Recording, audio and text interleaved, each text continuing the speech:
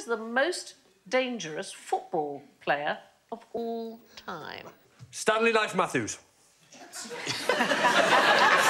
So, are we talking about offences committed on the field or in another life as an assassin or No, I'm talking about actually bombing? on the football field.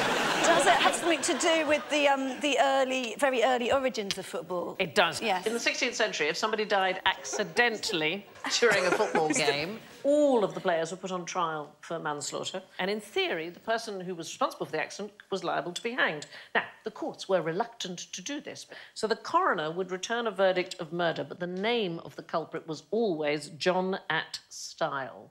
So it's a legal fiction. It's a bit like John Doe today. So on paper, John at Stile is still the most dangerous footballer in history.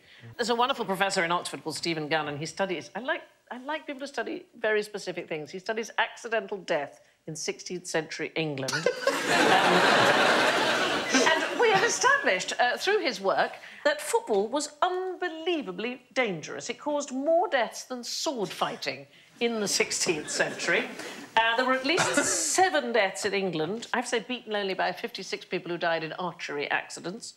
Of the 7 football deaths, 2 accidentally were stabbed with a knife while tackling. Joint third, sword fighting, wrestling and bell ringing, 3 deaths each. Hammer throwing, 2 deaths. 1 person died in a game of quoits. I have no idea why. In one of the archery deaths, there was a man who accidentally shot himself in the head in 1552.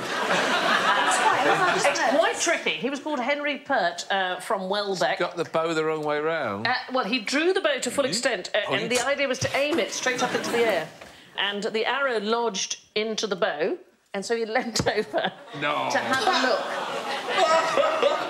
Yeah. How did the bell ringers, like, did they fall? Is that... No, they go hide. Have you seen in The Sound did they of go up Music? And they go down... There's that one kid that's going up and down for the whole intermezzo, isn't there, in that? Yeah, I didn't think that was a documentary, though.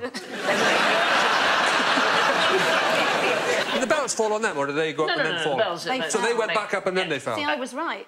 Handgun accidents, so they don't start to overtake archery until the 1550s. The very first one was 1519 in Hull. So there was a Hull woman which was accidentally shot by a Frenchman, rather brilliantly called Peter Frenchman. That's got to be a nickname, that. She had never seen a gun before. She didn't know what it was. Friday night in Hull. She just walked in front of it while it was being fired. Saying that, my dad walked in front of a dartboard and got a dart straight in the side of his head.